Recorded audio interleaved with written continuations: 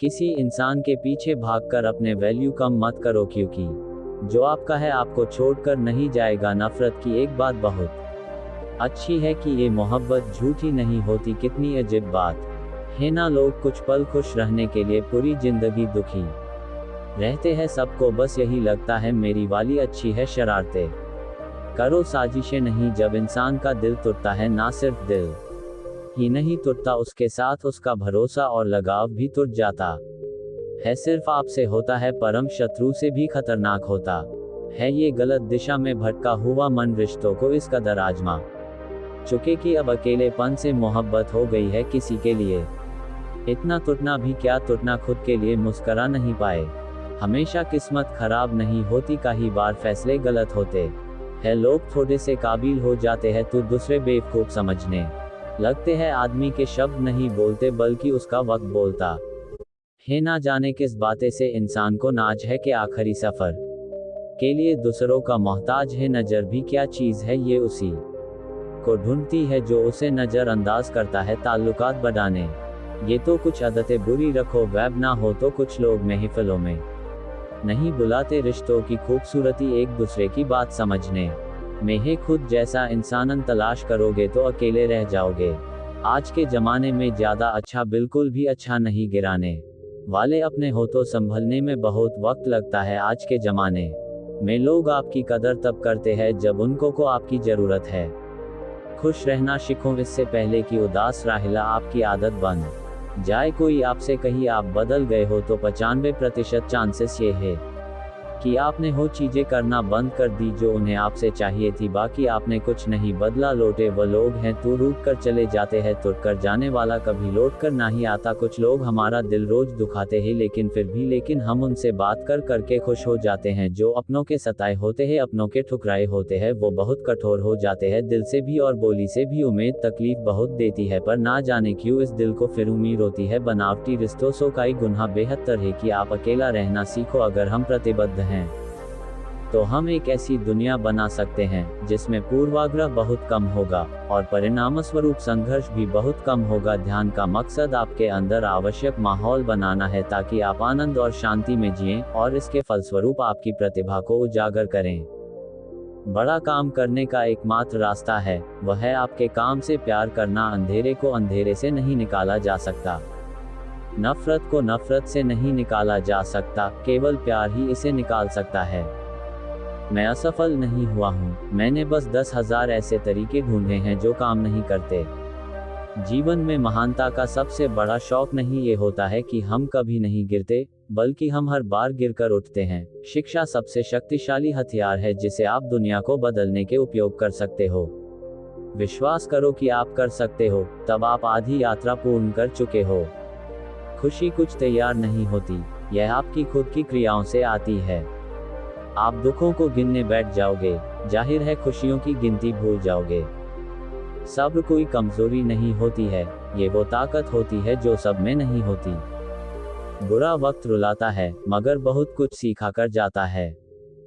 हमारा हर सपना पूरा हो सकता है यदि हमारे पास उन्हें पाने की हिम्मत और लगन हो। मुश्किलें कमजोर पड़ जाती है जब आपको मजबूत पाती है। यदि आप सच कहते हैं तो आपको कुछ याद रखने की जरूरत नहीं रहती। अगर नीयत अच्छी हो तो नसीब कभी बुरा नहीं होता। दुआएं कभी खाली नहीं जाती हैं, बस सही वक्त पर कबूल होती हैं। सपने देखना एक आम बात है, वो जो व्यक्ति सपने देखता है वही भविष्य में सफलता प्राप्त करता है।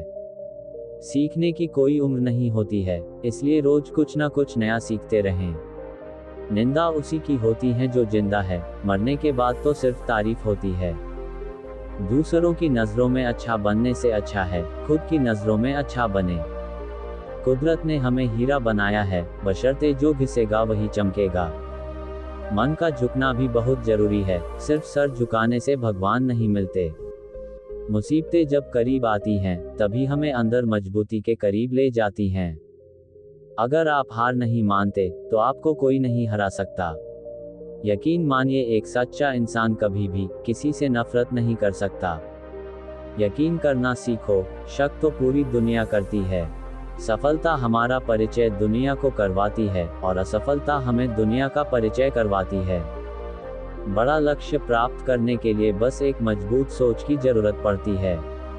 महत्वाकांक्षा सफलता का मार्ग है। दृढ़ता वह वाहन है जिस पर आप सफलता तक पहुंचते हैं। परिवर्तन कभी आसान नहीं होता, लेकिन हमेशा संभव होता है। हमारे पास एक विकल्प है, या तो हम अपने भविष्य को आकार दे सकते हैं, या घटनाओं को हमारे लिए आकार दे सकते हैं। हर जीवन को अपनी पूरी क्षमता का एहसास करने का मौका दिया जाना चाहिए कि हर जीवन मायने रखता है। इसीलिए व्यक्ति को एक समय पर सिर्फ एक ही काम करना चाहिए और अपने तन और मन की सारी शक्ति उसी एक काम पर लगा देनी चाहिए, जिससे व्यक्ति के अंदर तनाव पैदा ही ना हो। इसके बाद बुद्ध ने कहा, तनाव पैदा होने के मुख्य 8 कारण होते हैं और जिसने इन कारणों को समझ लिया वो जीवन भर तनाव मुक्त रह सकता है। मुख्य कारणों में सबसे पहला कारण है अति महत्वाकांक्षी होना। महत्वाकांक्षी होना अच्छी बात है, लेकिन क्या कभी आपने इस बात पर ध्यान दिया है कि इंसान के लक्ष्य कभी पूरी ही नहीं होते। उसका एक लक्ष्य पूरा हुआ नहीं कि वह दूसरे की तरफ भागने लगता है, दूसरा पूरा हुआ तो तीसरे की तरफ, और इस तरीके से वो अपने लक्ष्यों को पाने के लिए जिंदगी भर गोल गोल घूमता रहता है। इसीलिए जो व्यक्ति अति महत्वाकांक्षी होता है, जिसने बड़े बड़े लक्ष्य बनाए होते हैं, वह वर्तमान में कभी रह ही नहीं पाता। उसका मन सदैव भविष्य की योजनाएं बनाने में ही व्यस्त रहता है। उसका शरीर तो वर्तमान में रहता है, लेकिन भविष्य में ही रहता है, जिससे मन और शरीर के बीच दूरी पैदा हो जाती है और वह तनाव भरी जिंदगी जीने लगता है। बुद्ध के मुंह से यह बात सुन उस लड़के ने कहा, बुद्ध, तो फिर इसका मतलब है कि हमें लक्ष्य नहीं बनानी चाहिए, क्योंकि लक्ष्य बनाना भी तो महत्वाकांक्षा ही है। इस पर बुद्ध ने कहा, जीवन में लक्ष्य बनाना कोई गलत बात नहीं है, लेकिन समस्या तब उत्पन्न होती है जब वो अपना पूरा ध्यान उस लक्ष्य से मिलने वाले परिणाम पर ही लगा देते हैं और उसके परिणाम की चिंता करते रहते हैं। व्यक्ति को वर्तमान में जीना आना चाहिए। आप लक्ष्य बनाइए और उस लक्ष्य की प्राप्ति के लिए कड़ी मेहनत करिए, लेकिन साथ ही साथ आपको इस बात का भी ज्ञान होना चाहिए कि आप अभी वर्तमान में जी रहे हैं और वर्तमान ही सत्य है। बुद्ध ने आगे कहा, तनाव का दूसरा सबसे बड़ा कारण है ईर्ष्या। जब व्यक्ति ईर्ष्या और जलन से भर जाता है तो उसका मन अंदर से सड़ने लगता है। ईर्ष्या एक आंतरिक घाव है। आंतरिक घाव यानी मन का घाव। व्यक्ति के शरीर का घाव तो भर सकता है, लेकिन मन का घाव कभी नहीं भर सकता। इसीलिए व्यक्ति को दूसरे की खुशी और तरक्की से कभी ईर्ष्या नहीं करनी चाहिए, क्योंकि तनाव का कारण है। इसके बाद बुद्ध ने तनाव का अगला कारण बताते हुए कहा कि आरुषिपूर्ण काम करने से भी मन में तनाव पैदा होता है। जो काम करना हमें पसंद ही नहीं है, जिसका में हमारी रुचि ही नहीं है, उस काम में हमारा मन लग ही नहीं पाएगा। हमारा शरीर तो वही बैठा रहेगा, लेकिन हमारा मन कल्पनाओं की उड़ान भरेगा, जिससे शरीर और मन के बीच दूरी पैदा हो जाती है और व्यक्ति तनावग्रस्त हो जाता है। इसीलिए इंसान को हमेशा अपनी रुचि के अनुसार ही कार्य करनी चाहिए।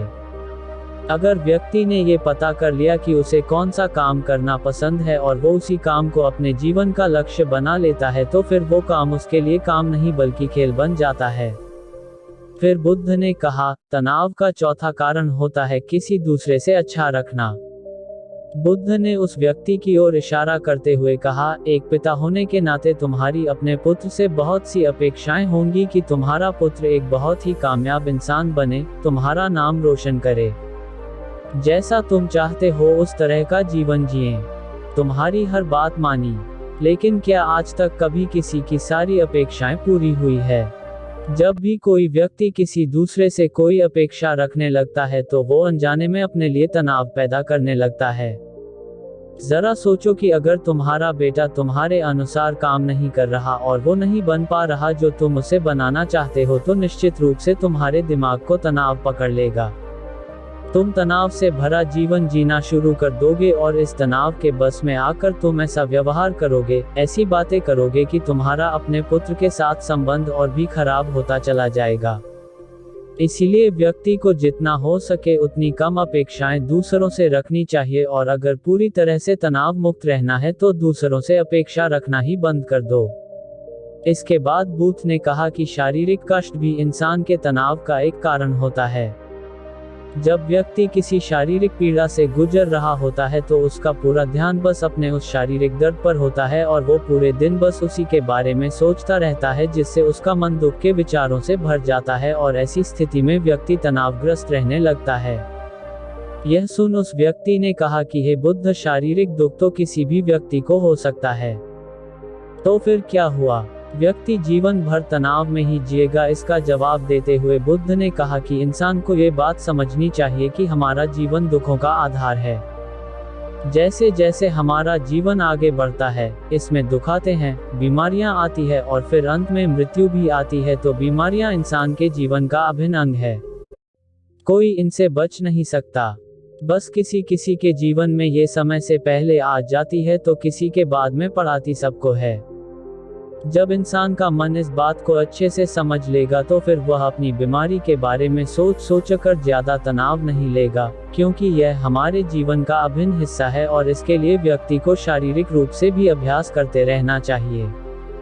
अपने जीवन में व्यायाम और स्वस्थ जीवन शैली को भी जगह देनी चाहिए, ताकि उसका शरीर लंबे समय तक निरोगी रहकर सही से काम कर सकें। तनाव का अगला कारण होता है अपनी योजनाओं को समझने के लिए समय न देना। कुछ लोगों के दिमाग में कोई विचार आया नहीं है कि वो बिना सोचे समझे उस पर काम करना शुरू कर देते हैं और जब उस काम में उन्हें असफलता मिलती है तो वह तनाव से भर जाते हैं, क्योंकि उन्होंने उस काम को शुरू करने से पहले उसके बारे में पूरी जानकारी इकट्ठा नहीं की थी। इंसान को कोई भी काम शुरू करने से पहले उसके अच्छे और बुरे परिणामों के बारे में ठीक से सोच विचार कर लेना चाहिए। इंसान को इस बारे में भी सोच लेना चाहिए कि अगर ये योजना सफल नहीं हुई तो फिर इसके बाद मैं क्या करूंगा। इसलिए व्यक्ति को अपनी योजनाओं को ठीक से समझने के लिए पूरा समय देना चाहिए, ताकि बाद में उस योजना की वजह से तनाव पैदा ना हो। तनाव का 7वां सबसे बड़ा कारण होता है टालमटोल करना, आज के काम को कल पर टालना। आप लोगों ने ये कहावत तो सुनी होगी कि आलसी इंसान के शरीर का सबसे बड़ा शत्रु है। इंसान आलस्य की वजह से आज के काम को कल के लिए टाल देता है और फिर काम को टालना उसकी आदत बन जाती है।